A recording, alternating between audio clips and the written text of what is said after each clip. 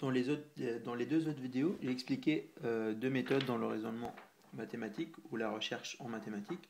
Donc le mode robot et la recherche en simplifiant le problème. Donc ici, je vais expliquer une autre méthode qui est assez pratique aussi. Donc c'est la recherche en partant de la solution. On nous a souvent dit qu'il ne fallait pas partir de la solution, mais cela peut se révéler en fait bien pratique. Imaginons, et c'est vrai en fait, qu'une preuve est un chemin à parcourir. Ce chemin, il est parfois difficile à trouver. Donc, par contre, si on part du point d'arrivée, il est possible que la solution apparaisse plus facilement. Euh, la plupart d'entre vous connaissent en fait les labyrinthes, donc, où il faut joindre le trésor au milieu depuis le bord, au milieu depuis le bas. Donc ça donne vraiment une image de cette situation.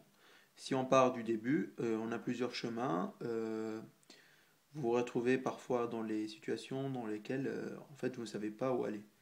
Mais en sens retour, c'est-à-dire en partant de la solution, la route est généralement claire.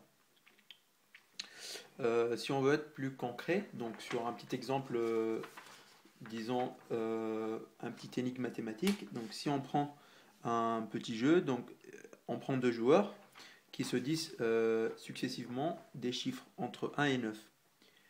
Et la somme en fait est faite au fur et à mesure.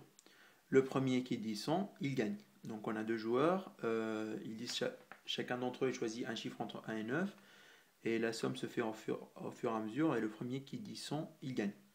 Donc comment faire pour gagner?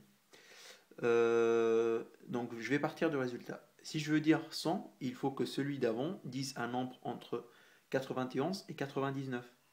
Et je vais donc vouloir dire 90 avant lui, à l'étape précédente.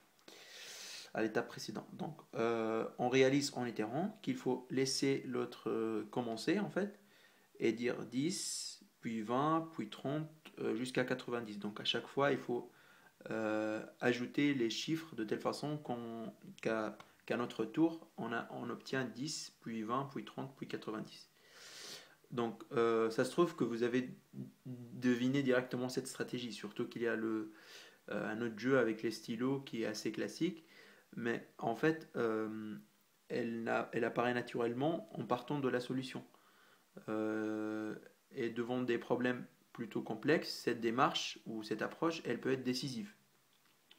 Plus généralement, en fait, euh, une technique en mathématiques consiste à supposer le résultat, dans un premier temps, de manière à faire apparaître des éléments de la preuve.